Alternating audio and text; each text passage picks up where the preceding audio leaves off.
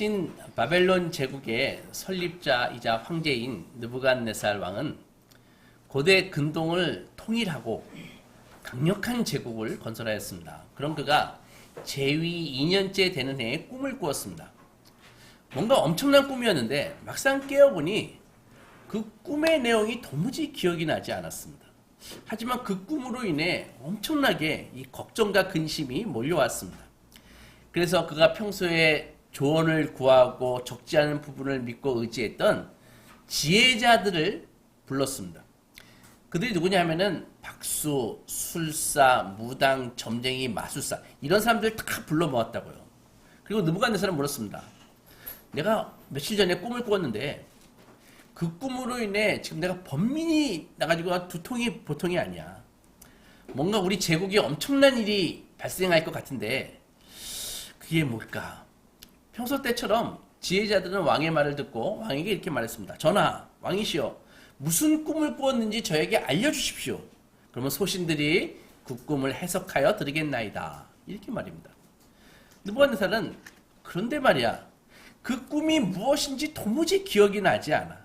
그러니까 자네들은 이 바벨론 제국의 최고의 술사들 아닌가?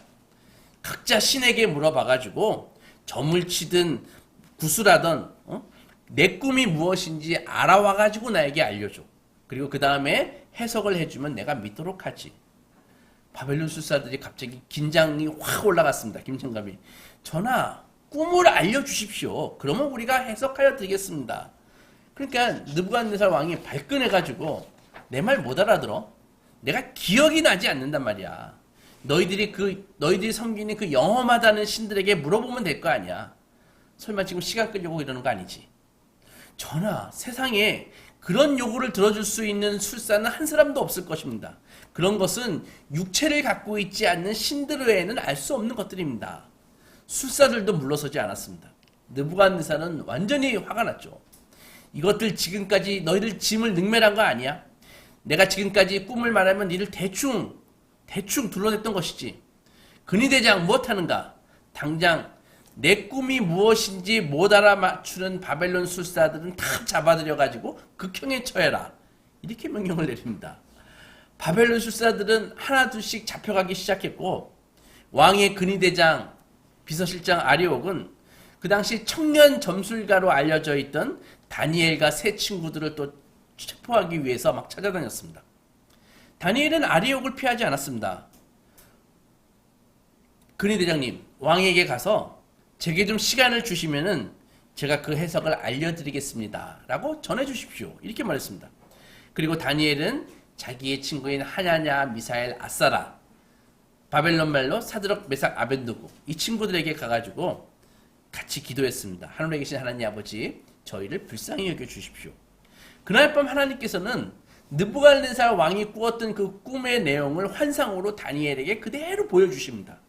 다니엘은 담대하게 근위대장에게 가서 나를 왕 앞으로 데려가 주십시오. 그리고 느부갓네살 앞에서 이렇게 얘기합니다. 31절 보면 왕이여, 왕은 한 큰 신상을 보셨나이다.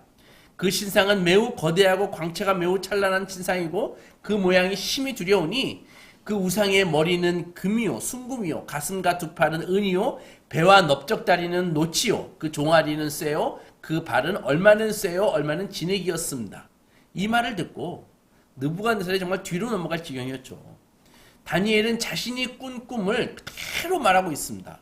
계속해서 다니엘은 그런데 어디선가 돌이 날라와서 신상의 쇠와 진흙으로 된 발을 쳐가지고 부서뜨리며 그 신상이 전부 박살이 나서 겨같이 바람에 확 흩어져 버렸고 오히려 그 우상을 때린 돌이 태산을 이루어 온 세계에 가득하였습니다. 맞지요? 느부갓네살이 완전히 막 기겁이 난 거죠.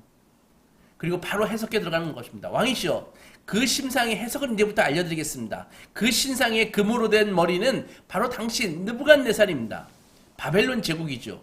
그리고 신상의 은 부분은 왕의 나라에 이어서 바벨론보다 좀 못한 나라가 세워질 것이고 그 나라는 다시 노세에 해당하는 또 다른 나라가 일어나 멸망시킬 것이고 네 번째 나라, 그 강철같이 강한 나라가 나타나 문 나라를 부서뜨리고 강력한 제국을 건설할 것입니다. 하지만 그 나라는 쇠와 흙처럼 결국은 갈라져 버리고 얼마는 강하지만 얼마는 부서질 정도로 허약하게 될 것이고 쇠와 흙이 하나가 될 수 없는 것처럼 그 나라는 분열하게 되고 결국 세상의 것이 아닌 인간이 손에 대지 아니한 뜨인 돌이 공중에 뜬 돌이 나와서 인간의 나라를 종식시키고 하나님 나라를 세우실 것입니다. 이 해석을 듣고 느부갓네살은 더 이상 앉아있을 수가 없었습니다. 비록 바벨론 술사들에게 내 꿈을 알아와 라고 협박했지만 그도 기대하지 않았을 것입니다. 귀신도 아니고 어떻게 알겠습니까? 그냥 적당히 군기나 좀 잡을 생각으로 그렇게 얘기했겠죠. 그런데 저 젊은 유대민족 술사인 그 바벨론 다니엘은 자신의 꿈을 마치 영화처럼 그대로 재현해내고 해석까지 하고 있는 것입니다. 왕자에서 느부갓네살은 내려와서 다니엘에게 큰 절을 올렸습니다. 47절을 보면 너희 하나님은 참으로 모든 신들의 신이시요 모든 왕의 주제시로다. 네가 능히 은밀한 것을 나타내었으니 네 하나님은 또 은밀한 것을 나타내시는 신이로다. 느부갓네살은 다니엘을 높여서 귀한 선물을 많이 주고 바벨론 온 지방을 다스리게 하고 모든 술사들 중에 리더로 삼았고 다니엘의 세 친구들에게는 바벨론 지방관을 삼았습니다. 이것이 오늘 우리가 읽은 성경의 내용입니다. 어릴 적에 제가 잘 아는 분이 있는데 그분은 밤에 꿈만 꾸면은 아침에 일어나 화투를 가지고 점을 쳤습니다. 물론 지금은 결코 그런 일을 하지 않으시는데 아무튼 제가 중학교 때만 해도 아침마다 화투를 가지고 점을 쳤습니다. 그래서 이 화투에 9가 나오면 오늘은 국수를 먹겠다. 12가 나오면 오늘은 손님이 오려나? 그리고 11번 똥이 나오면 오늘 횡재수야. 돈이 좀 생길 것 같아. 아무튼 군용담요를 탁 아침마다 펴놓고 화투장도 탁탁 소리가 나게 아주 찰지게 던지면서 점을 치셨습니다. 오늘 성경의 느부갓네살뿐만 아니라 우리 일반인들도 뭔가 심상치 않아 보이는 꿈을 꾸고 나면 그 꿈의 뜻을 알고 싶어 합니다. 꿈에 돼지라도 나타나면은 로또라도 사가지고 일주일 동안 행복한 상상을 막 하는 것이죠. 저도 한 10년 전에 꿈을 꿨는데 꿈에 제가 청계터널을 지나기 위해서 이렇게 차를 몰고 탁 우회전을 하는데 갑자기 분당 쪽으로 운전을 하면서 가는데 산에서 돼지가 때로 몰려와가지고 제 차를 텅 하고 박아버렸습니다. 차가 찌그러지고 막 꿈에서 저 돼지들이 내 차를 박다니 차 부서진 거 아니야? 나 차 고칠 돈도 없는데 하면서 막 깬 적이 있었습니다. 지금도 기억이 생생한데 꿈에서 엄마 돼지가 애기 돼지들을 몰고 와가지고 제 차를 텅 박았습니다. 제가 그날 복권을 샀겠습니까? 안 샀겠습니까? 사람들은 뭔가 심상치 않아 보이는 꿈을 꾸고 나면 그 꿈의 의미를 알고 싶어 합니다. 심지어 현대인들은 꿈을 통해서 자기를 발견할 수 있다고 생각하는 사람이 많이 있습니다. 왜냐하면 꿈에는 맨정신에서는 드러나지 않는 그 자기의 무의식이 꿈에서 발현돼가지고 이 의식과 상호작용을 한다고 생각하기 때문에 꿈을 통해서 진정한 내가 누구인지를 알 수 있어. 이렇게 생각하는 사람이 많다는 것이죠. 옛날에 보면요. 집집마다 꿈 해몽에 대한 책이 다 있었습니다. 우리 집에도 있었습니다. 그래서 꿈을 꾸고 나면은 막 그 책을 찾아보는 거예요. 여성중앙 이런 거 사면은 가끔 꿈 해몽책 별책 부록으로 주거든요. 지금쯤이면은 가계부도 줍니다. 그런 거 아시죠? 잘 아시죠?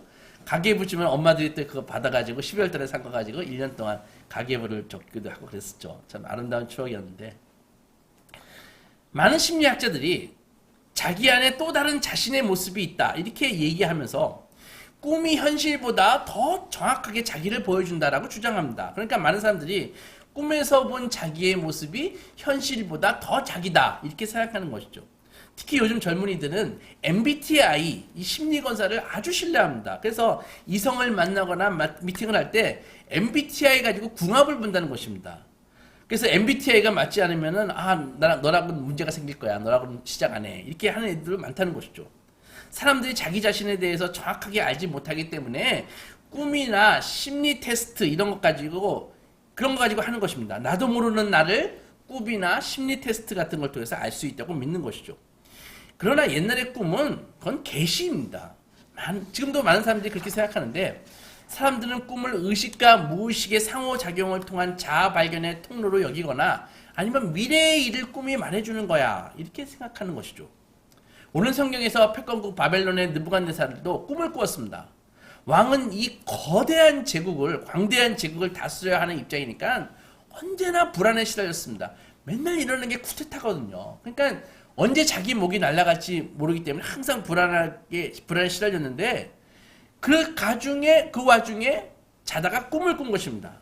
근데 그 꿈이 너무 충격적인 건 확실한데 일어나니까 그 꿈의 내용이 생각나지 않고 불안과 두려움만 더 가중돼 가지고 왕을 괴롭혔습니다. 그래서 그는 꿈의 내용이 너무 알고 싶었습니다. 왕의 꿈의 내용을 알아맞히지 못하면 죽음을 면치 못할 거야 라는 이 조서를 보고 다니엘은 무슨 생각을 했을까요? 아마도 그 옛날 애굽의 바로 왕의 꿈을 해석해서 그 요셉이 떠오르지 않았을까요? 다니엘은 그의 조상 요셉이 바로의 꿈을 해몽함으로써 이스라엘 백성이 애굽에서 큰 민족을 이루게 된 이야기를 익히 알고 있었을 것입니다. 그래서 다니엘은 세 친구들과 함께 무릎을 꿇고 하나님께 기도했습니다. 하나님, 불쌍히 여겨 주십시오. 이 꿈의 내용을 말하지 못하면 저 폭군이 우리를 다 죽이겠다고 합니다. 같이 기도했습니다. 하나님은 다니엘에게 느부갓네살의 꿈을 그대로 환상을 통해 다 보여주셨습니다. 그리고 마치 다니엘 자신이 꿈을 꾼 것처럼 느부갓네살 왕에게 꿈의 내용을 이야기합니다. 망설임도 없이 왕이시여, 당신은 전 꿈에서 한 신상을 보았습니다. 왕의 꿈을 말할 때 느부갓네살이 정말 놀라 자빠졌습니다. 오금이 저리지 않았을까요? 현대인의 눈으로 보면요, 이 느부갓네살의 꿈은 정말 역사적으로 너무나 정확한 예언이었습니다. 바벨론은 페르시아 바사에 의해서 망하고, 페르시아 바사는 헬라에 의해서, 그리스에 의해서 망하고, 그리스 다음은 철의 국가 로마가 일어났고, 그리고 유럽, 소아시아, 아프리카 이 전 패권을 쥐고 있고, 나중에 로마가 동서로 분리되지 않습니까? 이게 느부갓네살의 꿈과 아주 100% 일치합니다. 그리고 로마 제국은 AD 313년에 기독교를 공인함으로써 기독교 국가가 됐다고요. 이제는 기독교가 로마를 머금게 되는 것입니다. 그러나 느부갓네살은 자기가 그 죽은 다음에 일어나는 몇백 년 후의 일은 그렇게 궁금한 일이 아닙니다. 사실 우리는 10년 후가 궁금하지 100년 후가 궁금하지는 않잖아요. 그죠? 그런 것이죠. 느부갓네살도 예수 그리스도를 통해서 한 나라를 세울 것이고 모든 나라는 그 앞에 무릎을 꿇게 될 것이라는 이 하나님의 계획을 보여주는 이 엄청난 꿈이 막상 그에게는 큰 의미가 없었습니다. 그런데 자기와는 별로 상관없는 그 꿈의 이야기를 듣고 느부갓네살은 뛸 듯이 기뻐했습니다. 왜? 신기하니까. 그래서 어떻게 자기가 꾼 꿈을, 말도 안 한 꿈을 그렇게 똑같이 맞출 수 있냐? 다니엘이 그 이야기를 듣고 몇 날 며칠 그를 괴롭히던 이제 괴로움도 다 사라졌습니다. 바벨론의 모든 술사들을 다 죽여버릴 거야 할 정도로 불안했었는데 이제 불안하지도 않았죠. 자기가 또 머리 순금으로 된 머리는 자기고 얼마 동안 세상을 다스릴 것이고 다음에 오는 왕들은 자기보다 못할 것이라는 내용 정도 듣고 만족했습니다. 나보다 다 못하네 하면서 그 신상을 박살낸 떼인돌에 대해서는 전혀 관심이 없었습니다. 그게 뭐냐고 물었어야 되는데 그것엔 관심이 없는 것이죠. 아무튼 다니엘이 꿈을 말하고 해몽을 하니까 느부갓네살은 땅에 엎드려서 다니엘에게 절을 했습니다. 왕은 다니엘에게 금은보와 높은 벼슬을 주었습니다. 다니엘의 부탁대로 함께 기도했던 사드락 메삭과 아벳느고도 높은 벼슬을 주었습니다. 여기서 한번 생각해 보겠습니다. 이 포악하기 이를 데 없던 이 느부갓네살 이 왕이 관대해지고 기분이 좋아진 이유가 무엇입니까? 바로 신기에 가까운 다니엘의 재주를 보고 놀랐기 때문입니다. 꿈도 맞추고 해석도 마음에 들게 했으니까. 그래서 느부갓네살은 다니엘의 하나님을 찬양했습니다. 느부갓네살은 다니엘의 하나님을 찬양했습니다. 47절 보면 너희 하나님은 참으로 모든 신들의 신이시요 모든 왕의 주제시로다. 네가 능히 이 은밀한 것을 나타내었으니 네 하나님은 은밀한 것을 나타내시는 이시로다. 느부갓네살은 자신의 그 은밀한 꿈을 맞춘 다니엘과 그가 믿는 하나님이 신기한 것입니다. 우리는 이렇게 생각합니다. 하나님을 믿는 사람들이 다니엘처럼 이렇게 능력 있게 행동하고 실력을 보이면은 안 믿는 사람들도 하나님께 영광을 돌리고 전도가 되겠네 라고 말입니다. 오늘 성경에도 하나님을 안 믿던 느부갓네살이 하나님을 찬양하고 있잖아요. 그래서 전도는 이렇게 해야 돼. 역시 다니엘이나 요셉처럼 하나님만 의지하고 기도하니까 하나님께서 복을 주시고 그를 총리까지 되게 하셨어. 대제국의 넘버 2야. 그래서 하나님께 돌리려면 그리고 전도도 하고 우리 교회가 좀 부흥하려면 일단 우리 성도들이 좀 사업도 좀 잘해가지고 돈도 좀 많이 벌고 11조도 좀 많이 내고 실력도 좋은데 좀 취직도 해가지고 그래야 교회도 부흥할 거 아니야. 요즘 사람들 우리처럼 이렇게 2층에 있는 교회 잘 안 와. 그러니까 아무튼 믿는 사람은 탁월해야 돼. 좀 아파트도 좀 좋은 데 살고 승용차 좀 비싼 거 좀 사고 번듯하게 살아야 돼. 그래야 하나님의 이름에 누가 끼치지 않지. 정말 그런가요? 혹시 여러분도 그렇게 생각하십니까? 저는 느부갓네살이 하나님께 영광을 돌리는 모습을 보면서 안타까움을 금할 수 없었습니다. 느부갓네살 왕이 다니엘 앞에 무릎을 꿇고 금은보화와 벼슬을 주었죠. 그리고 대바벨론 제국에 넘버2나 다름없는 벼슬을 주었습니다. 대단한 일이죠. 대단하죠. 세상적으로 보면 대단한 일이 아닐 수 없습니다. 요즘같이 말단 공무원 되기도 힘든 때에 대제국의 2인자까지 올랐잖아요. 그러면 다니엘은 그것을 대단하게 생각했을까요? 자, 보십시오. 오늘 성경을 보면 다니엘은 지속적으로 그리고 의지적으로 모든 일을 행하신 분이 하나님이시다 라고 말하고 있습니다. 느부갓네살의 근위병들이 서슬퍼렇게 술사들을 체포하려고 다닐 때에 다니엘은 새 친구들과 함께 무릎 꿇고 기도했습니다. 불쌍히 여겨주십시오. 하나님께서 환상 중에 다니엘에게 느부갓네살의 꿈을 그대로 보여주셨죠. 그 환상을 보고 다니엘은 너무 기뻐서 하나님을 찬송했습니다. 20절 보면 영원부터 영원까지 하나님의 이름을 찬송할 것은 지혜와 능력이 그에게 있음이로다. 그는 때와 계절을 바꾸시고 왕들을 패하시고 왕들을 세우시고 지혜자에게 지혜를 주시며 능력이 그에게 있음이로다. 보십시오. 다니엘이 기뻐 찬양한 이유가 뭡니까? 나 이제 살았다. 그것 때문이었습니까? 내가 이제 부귀와 영화를 받았다. 그것 때문이었습니까? 아닙니다. 모든 지혜와 능력과 권세가 하나님께 있음을 찬양한 것입니다. 그래서 느부갓네살이 다니엘에게 내가 꾼 꿈과 그 해석을 보이며 그 해석을 네가 능히 보일 수 있니? 라고 말했을 때 다니엘은 자기가 할 수 있다고 말하지 않고 28절에 오직 은밀한 것을 나타내시는 이는 하늘에 계신 하나님이십니다. 라고 대답했습니다. 다니엘은 자기를 드러내지 않고 지속적으로 하나님을 증거했습니다. 다니엘은 왕의 꿈을 알게 하신 분, 역사를 주관하시는 분, 바로 그분이 여호와 하나님이라는 사실을 느부갓네살과 제국의 모든 술사들에게 분명하게 증거했습니다. 그렇기에 다니엘이 꿈의 내용을 말해주고 해몽했을 때 느부갓네살도 겸손히 인정했습니다. 47절에 너희 하나님은 참으로 모든 신들의 신이시오 모든 왕의 주제시로다. 저는 이 느부갓네살의 고백에서 안타까움을 느끼지 않을 수 없었습니다. 왜? 다니엘은 계속 하나님을 증언했는데 느부갓네살에게 왕권을 주신 이도 하나님이십니다. 모든 은밀한 것을 계시하시는 분도 하나님이십니다. 라고 말하는데 정작 느부갓네살은 하나님이 아니라 다니엘의 재주가 신통했다는 것이죠. 하나님 어쩌고 저쩌고 했던 것은 그냥 립서비스일 뿐이고 결코 하나님을 인격적으로 받아들이지 않습니다. 왜? 그는 여호와 하나님을 자기의 하나님으로 인정하지 않습니까? 하나님의 능력과 위엄에 감탄과 찬사를 보내지만 여전히 그 하나님은 자신의 하나님이 아니라 다니엘의 하나님이었다는 것이죠. 느부갓네살은 다니엘 앞에 무릎을 꿇고 엎드릴 만큼 그리고 권력과 재산을 줄 만큼 다니엘의 신통한 재능에 감동했고 다니엘의 하나님을 인정했지만 정작 그 하나님은 자신의 하나님이 아니라 다니엘의 하나님이었다는 것이죠. 어떻게 하냐고요? 오늘 우리가 읽은 2장 바로 다음에 3장에 보면은 여호와는 모든 신들의 신이시오 모든 왕의 주제시로다라고 고백했던 느부갓네살이 아주 황당한 일을 벌입니다. 그 두라 평지에 60규핏 10층 높이의 그 금신상을 세워놓고 바벨론의 모든 백성들로 하여금 그 금신상에 절하게 만들었습니다. 그리고 만약 절하지 않는 사람은 쇠를 녹이는 용광로에다가 집어넣겠다고 그렇게 협박했습니다. 이게 뭘 말합니까? 많은 사람들이 느부갓네살처럼 자신의 한계를 직면합니다. 연약함도 인정합니다. 하나님의 살아계신가 그분의 능력을 목도합니다. 그럴지라도 그 하나님을 나의 하나님이라고 그걸 받아들이지 않는다는 것입니다. 그 하나님께서 친히 인간이 돼서 아기의 모습으로 우리의 곁에 찾아오셨는데 그리고 우리를 위해서 우리의 죄를 짊어지시고 십자가에서 죽으셨는데 그리고 사흘 만에 부활하셨는데 그 하나님이 나의 하나님이 되기를 원하셨지만 그 하나님은 끝까지 나의 하나님이라고 부르지 못합니다. 안타깝지 이를 게 없습니다.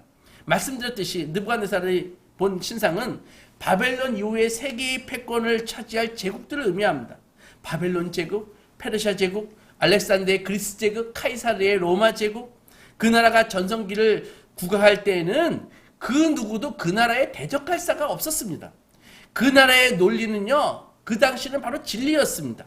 그 제국의 세계관은 당시의 모든 사람이 세계관이 되어 추종되었습니다. 그러나 산에서 나온 하나의 돌, 공중에 뜨인 돌이 그 신상을 쳐서 부수었고, 그 신상의 잔해들은 먼지와 같이 흩어져 버리고 그 돌이 태산이 되어서 온 세계에 가득하게 됩니다. 그 돌이 무엇입니까? 아니, 누구입니까?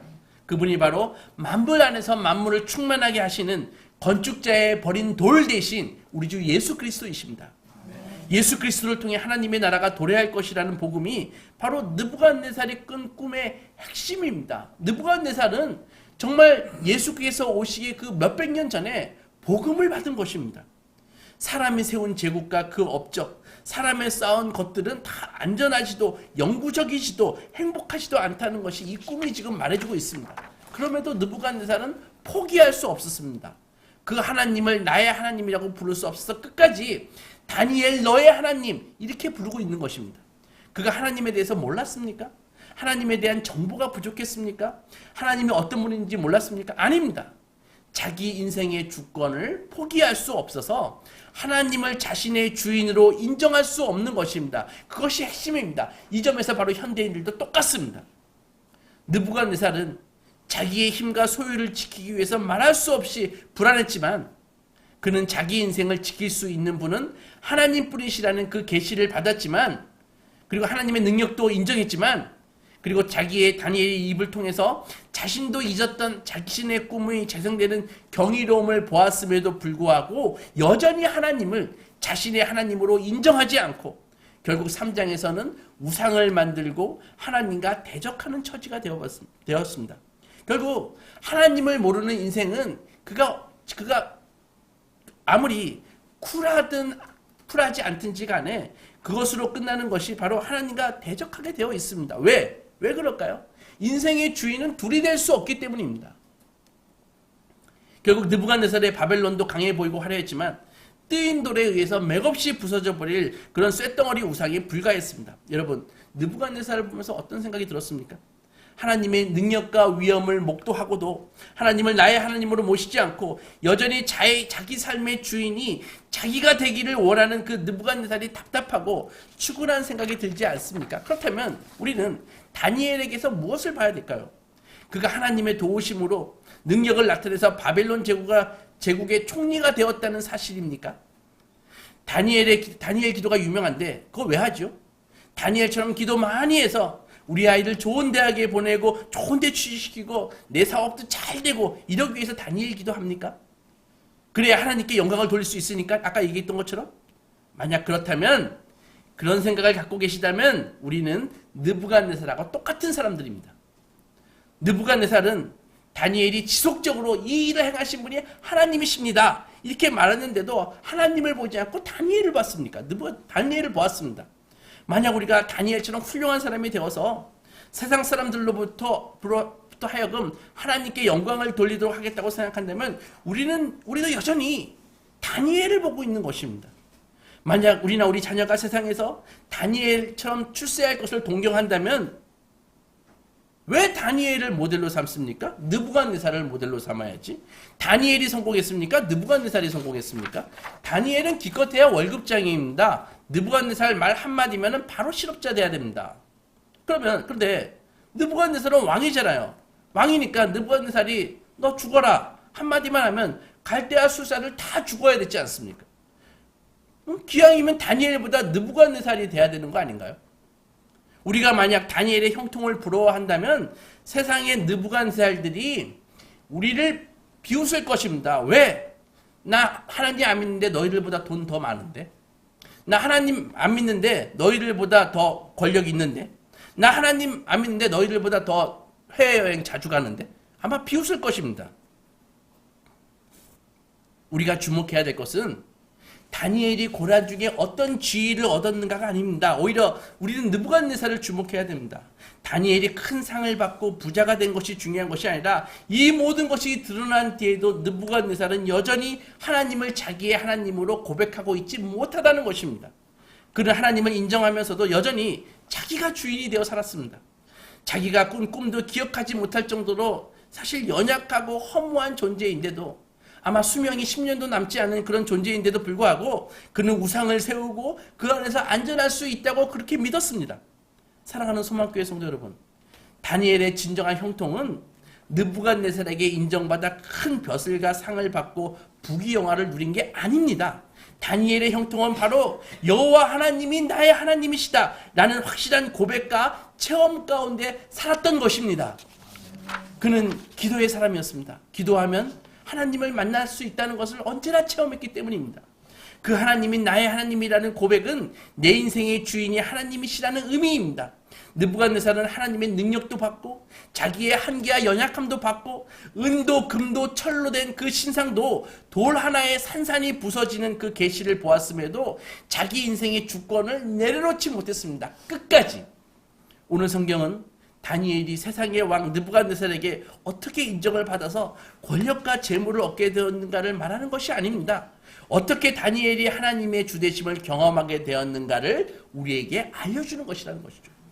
사랑하는 여러분, 다니엘처럼 열심히 공부하고 이래서 세상에게서 인정받고 출세하는 것보다 훨씬 중요한 일이 바로 지금 이 자리에서 나의 삶의 주인이 하나님이십니다 라고 고백하는 것입니다.